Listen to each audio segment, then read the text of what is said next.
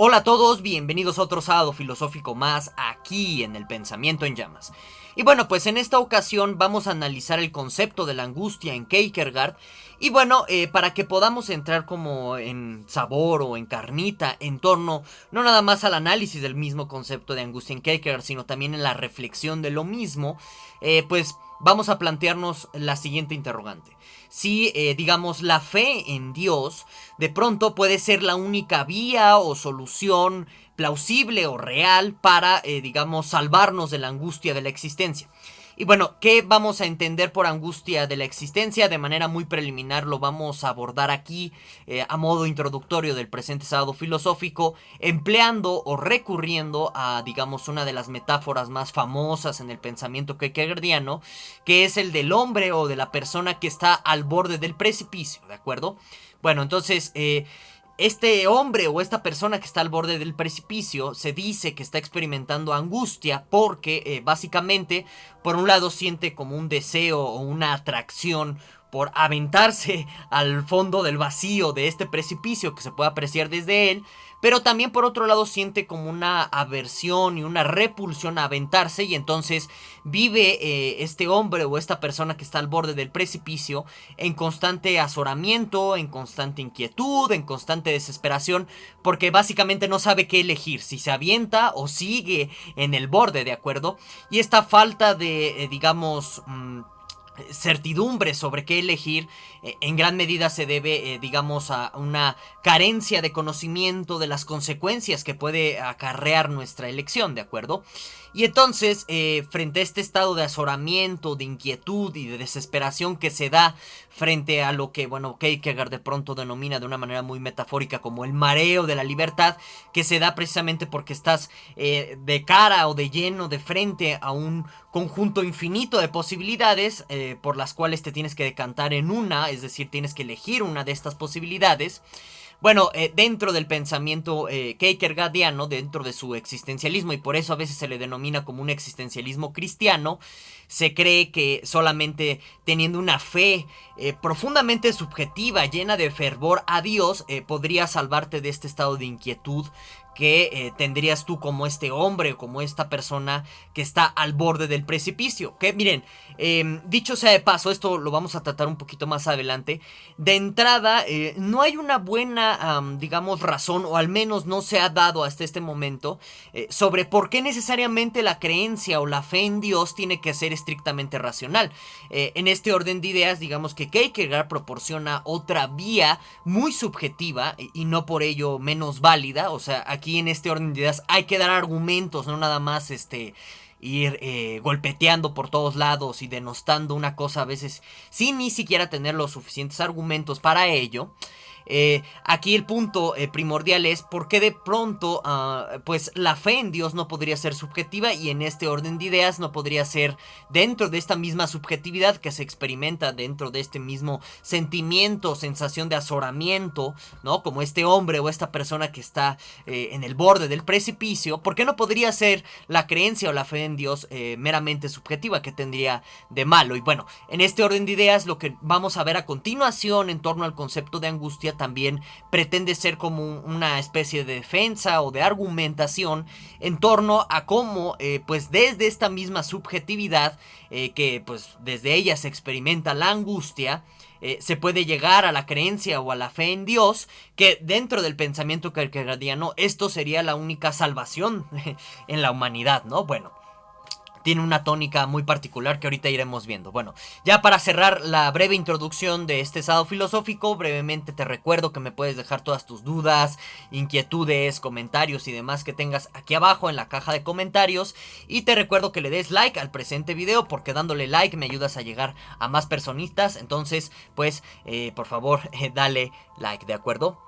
Bueno, y les recuerdo, ¿no? Que con este sábado filosófico pues ya vamos a cerrar este breve ciclo de sábados filosóficos dedicados a Kierkegaard, a sus ideas principales, Por lo que si tú gustas indicarme en la caja de los comentarios una temática en particular a la cual te gustaría que le dedicara otros ciclosados filosóficos, pues siéntate en confianza, lo puedes hacer.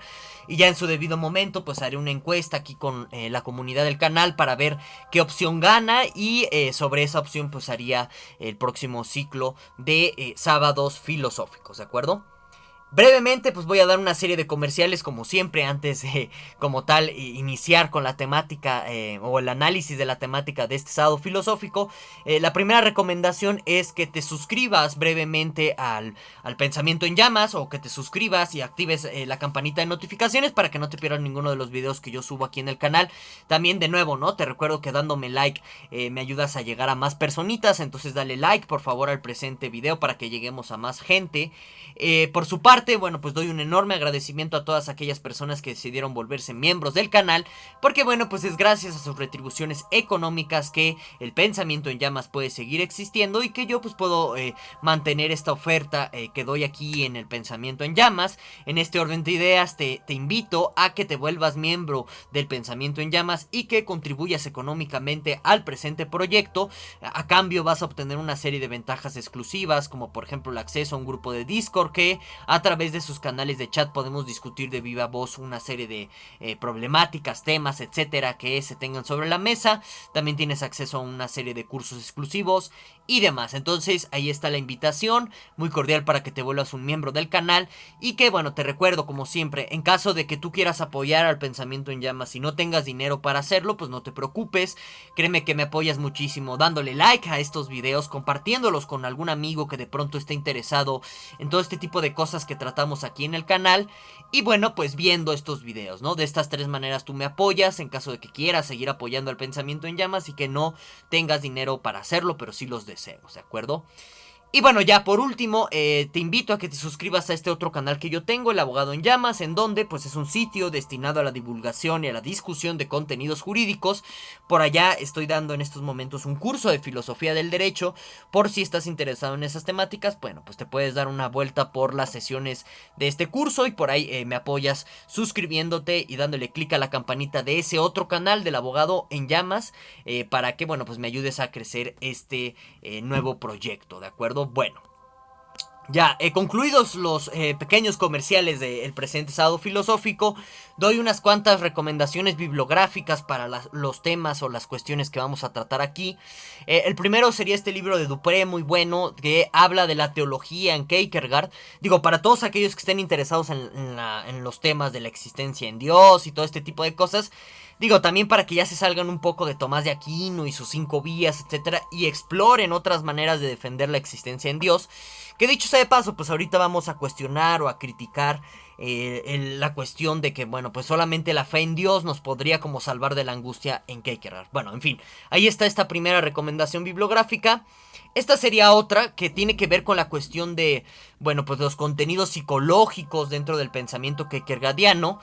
No para que te pongas a hacer psicoanálisis de Kierkegaard, por Dios, sino para que, digamos, en caso de que tú seas psicólogo y estés interesado en cosas como la ansiedad, la angustia, la desesperación, etcétera, como estados afectivos de los individuos, bueno, pues por ahí podrías, qué sé yo, ¿no? Como de pronto analizar los conceptos psicológicos que tiene el pensamiento kierkegaardiano para dar, no sé, una nueva aproximación dentro de tu área o dentro de tu campo, una nueva discusión, etcétera, ¿no? Ahí dejo la bibliografía para todos que quieran, para todos aquellos psicólogos, ¿no? Que quieran interesarse de esta manera en Kierkegaard.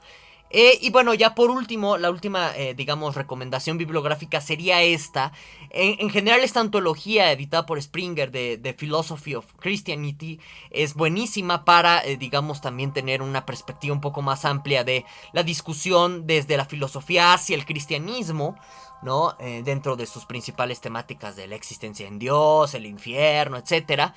Y en concreto les recomendaría este articulito aquí en la pantalla, aquí abajito ven el nombre, donde, bueno, pues precisamente se está discutiendo desde Jaspers, digamos, la concepción que tiene Kierkegaard de la religión, y se sigue problematizando lo que dice Jaspers en torno a la religión en Kierkegaard y demás, ¿de acuerdo? Entonces ahí está la recomendación bibliográfica para todos aquellos que quieran seguir explorando en esto. Y ya, pues dicho eso, entramos de lleno en la temática que nos atañe o que nos convoca en este sábado filosófico, que es, primero que nada, el concepto de la angustia en Kierkegaard. Bueno, ya más o menos en términos generales ustedes se pueden dar una muy buena idea de la angustia en Kierkegaard con lo que acabo de decirles, sobre todo con el uso de la metáfora de el hombre o la persona en el precipicio. Y bueno, ya yéndonos un poco más en rigor detalle y siendo más finos con el pensamiento kierkegaardiano, bueno, pues es muy recomendable situarnos de pronto en el análisis que hace Kierkegaard de el pecado original en Adán, en torno al concepto de la angustia, ¿no? En este texto homónimo, ¿no? De la temática que traemos sobre las manos. Porque digamos que es a partir del análisis de por qué Adán al final del día, según Kierkegaard, terminó en el pecado original, que pues se desprende o se comienza a conceptualizar qué es la angustia para Kierkegaard, ¿de acuerdo? Bueno, entonces, según Kierkegaard, bueno, primero que nada, Adán es un personaje bíblico que cuando se le presenta esta prohibición por parte de Dios de comer del árbol, del fruto del conocimiento, bueno, pues básicamente dice Kierkegaard que en ese punto determinado, pues en Adán no hay una plena conciencia de qué es lo bueno ni qué es lo malo, ¿de acuerdo? Entonces, en este término, para Kierkegaard, Adán está como en un estado de inocencia puro, al igual que los niños, ¿de acuerdo? Sin embargo, no es precisamente porque Adán haya elegido el mal, que haya terminado en el pecado original, desobedeciendo a Dios y comiendo el árbol del fruto prohibido. Ya saben toda esta historia, ¿no? Mitología bíblica, que pues de pronto ya hasta hay películas en el 5, ¿no? Que lo pasan aquí en la televisión abierta, ya todo el mundo se sabe esa historia. Aquí lo importante o lo relevante del análisis kierkegaardiano para la conceptualización de la idea o la noción de la angustia es lo siguiente. Dice Kierkegaard que en realidad lo que terminó condicionando o conduciendo a Adán al pecado es que él estuvo presente dentro de, o bueno, estuvo confrontando una situación de infinita posibilidad. Es decir, que Kierkegaard cuando Adán, según Kierkegaard, cuando a Adán se le presentó la consideración de la prohibición del árbol del fruto prohibido, bueno, pues en pocas palabras, pues tuvo Adán plena conciencia de su libertad, porque sintió angustia en virtud de que pues no sabía si debía o no debía en última instancia comer fruto del árbol prohibido, porque según Kierkegaard en nuestra constitución como naturaleza humana consiste básicamente, digamos, por un lado en querer abarcar toda la cantidad posible de consideraciones o de opciones que se nos presentan cuando tenemos en la mano una prohibición o cuando tenemos una escala infinita de opciones a elegir, como por ejemplo si estás en la heladería, ¿no? De pronto quieres el helado de chocolate, pero dice que va a haber algo dentro de ti que también, digamos, te impulse o te motive no nada más a decantarte o a elegir el helado de chocolate, vas a querer el de vainilla y el de frambuesa y el de fresa y el de cereza y el de chicle y cuantos sabores haya en el aparador. Porque digamos que es como algo dentro de ti, según Kierkegaard, que te está motivando constantemente a abarcar más cosas, a elegir más posibilidades, ¿de acuerdo? Y también en sentido negativo, en el orden de ideas de que también algo dentro de ti te va como a repeler a elegir el helado de chocolate y cualquier otro helado. Y entonces todo este tipo de cosas o consideraciones, digamos, según Kierkegaard experimentó a Adán a la hora de pues decidir en última instancia si comer o no el árbol del fruto prohibido. Por un lado, sintió una inclinación por sí, efectivamente, comerse la manzana, y por el otro también sintió la inclinación de no hacerlo y obedecer a Dios. Entonces, es este conflicto, este azoramiento que se da más que nada, por un lado, por el deseo de elegir una cosa y no elegir otra, pero también por el cálculo de las consecuencias. O sea, en este orden de ideas, Adán sabía que comer el fruto del árbol prohibido le iba a caer, o bueno, le iba a traer sobre su persona un conjunto de consecuencias negativas, al menos una, que es la ira de Dios, su creador, o su padre, como lo quieran ver, y que en este consideración de cosas o de reflexiones, pues todo esto constituye este estado de azoramiento o de temor a las consecuencias o de indecisión absoluta sobre qué hacer, ¿de acuerdo? Bueno, Entonces, en esta consideración kierkegaardiana, pues al final del día se despliega o se sigue la consideración de Dios en tu vida, porque, bueno, pues en este conjunto de ideas, pues básicamente tú serías como un niño, ¿no? En donde pues no sabes qué elegir y que pues necesitas una guía superior y digamos fe y confianza en una divinidad, llámale Dios, llámale Jesús, llámale Abraham, bueno, Ra, ¿no? Si quieres, en fin, como quieras llamarle a tu Dios, que te guíe y te oriente a través de la infinita posibilidad y que te permita dormir por las noches. Entonces, en este orden de ideas, creo que sí es conveniente como pues algunos cuantos ejemplos cotidianos, digamos, ¿no? Por ejemplo, quién sabe, ¿no? Si, por ejemplo, tu elección o tu decisión de saludar de pronto bien al vecino, ¿no? Con una buena sonrisa y agitándole la mano. Quién sabe si eso, en última instancia, haga que, pues, tenga una mala consideración de ti el vecino. Puede que el vecino esté loco y tú nunca lo hayas sabido, ¿de acuerdo? De tal suerte que, pues, frente a la infinita posibilidad como consecuencia de tus acciones, lo único que pues en algún sentido te permitiría dormir por las noches es la idea de que Dios te está cuidando, de que Dios te está guiando y que en algún sentido te puede mandar mensajes, develaciones. Y en este sentido viene todo el tema de la mística en Kierkegaard para que tú pues puedas precisamente seguir con tu vida, ¿de acuerdo? Y de ahí que para Kierkegaard la idea de la fe en Dios no nada más es salvación existencial frente a todos estos temores y todos estos azoramientos de la angustia, sino que también es salvación para la humanidad porque dice Kierkegaard que si la humanidad recuperara la fe en Dios, podría en este orden de ideas orientar sus pasos, orientar su vida hacia, digamos, un puerto seguro, un puerto estable, ¿de acuerdo? Ahora, aquí hay un pequeño detalle respecto a la consideración de la fe en Dios, ¿no? Que ustedes pueden ver, como ya les indicaba desde hace varios minutos de este sábado filosófico, esto no es racional al final del día. Noten que la necesidad de creer o la necesidad de tener fe en Dios o en un ser superior que te está cuidando y que te está guiando frente a la infinita posibilidad que se sigue como consecuencia de tus acciones, se da desde la subjetividad, se da desde los sentimientos y no de la racionalidad. Y en este sentido recuerden ustedes lo que dijimos en sábados filosóficos anteriores, sobre todo en el sábado filosófico de la subjetividad en Kierkegaard, ¿de acuerdo?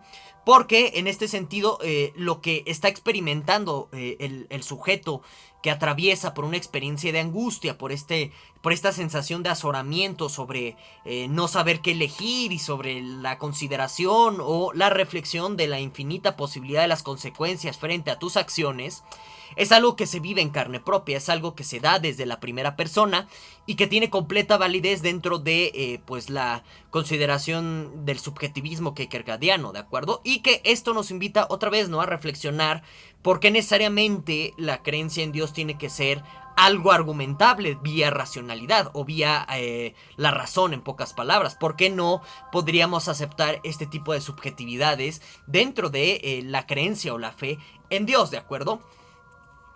Y bueno, ya para cerrar este sábado filosófico y también el ciclo de sábados filosóficos, pues vamos a reflexionar si en realidad la creencia en Dios o la fe en Dios, como de pronto Kierkegaard está como postulando en su obra, y que en algún sentido hasta en determinados puntos el mismo Kierkegaard duda de esta solución, pues precisamente vamos a cuestionar o reflexionar si la creencia o la fe en Dios es una genuina o verdadera solución al problema de la angustia.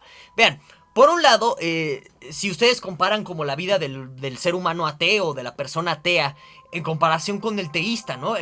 Sobre todo el teísta que tiene una ferviente fe en Dios. Bueno, por un lado, van a ver ustedes, ¿no?, que en realidad la persona que tiene a Dios en su vida sufre más y tiene un sentimiento muy exacerbado de angustia en comparación del ateo. ¿Por qué? Bueno, primero, porque cuando la persona o el ser humano cree, ¿no?, o se decide por tener fe en Dios, bueno, básicamente va a vivir en un estado de angustia más exacerbada, ya que pues la presencia de un ser supremo que pues está en tu vida implica que te va a hacer elegir más cosas, ya sea para demostrar que sí, efectivamente le tenías fe, ya sea para demostrar que sí eras un genuino y auténtico cristiano. Y en este sentido hay que pensar en todas las pruebas, tanto sí, en las pruebas por las que pasa Abraham en el Génesis y Moisés en el Éxodo, para precisamente ver, ¿no? Según esto, si Abraham y Moisés eran personas auténticas, dignas de fe y del amor y de la consideración y la protección de Dios. Entonces, vean, desde esa consideración primera, digamos, la creencia en Dios, pues no soluciona o no aminora tu sentimiento de angustia, porque Dios te va a seguir probando, es decir, te va a orillar a seguir eligiendo cosas. Y de nuevo, el sentimiento de angustia se origina por este estado de azoramiento en donde no sabes si elegir o no elegir una cosa, y donde estás constantemente pensando en la infinita posibilidad. Y en este orden de ideas, la segunda razón de por qué al final del día el teísta vive pues una vida más angustiante que el ateo es que pues no sabes en última instancia si hay plena garantía de que Dios te sigue acompañando. Claro, está el elemento de la fe, y esto ya presupone de entrada que ni siquiera este cuestionamiento tendría cabida ni tendría lugar, porque una persona que ya tiene fe presupone que Dios está aquí a su lado y se acabó. Sin embargo, otra vez, ¿no? Atendiendo a esta primera razón, frente a los retos y a las pruebas de la vida y demás, no se sabe en última instancia, dentro de la misma fe, si Dios te va a dar la suficiente fuerza, y en este sentido no hay una confianza suficiente en el individuo religioso para, digamos, afrontar y sobrepasar cualquier tipo de obstáculo y prueba que te ponga Dios.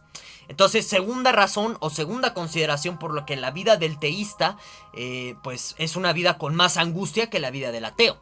Y la tercera tiene que ver con la ira de Dios, que es un elemento bíblico que está presente no solamente, pues digamos, dentro de nuestro contexto y dentro de la cultura judeocristiana en donde está Kierkegaard, sino también en la misma filosofía kierkegaardiana, la ira de Dios, que digamos, ya saben ustedes, ¿no? En el Génesis y en el Éxodo, o sea, Dios a veces es muy extraño.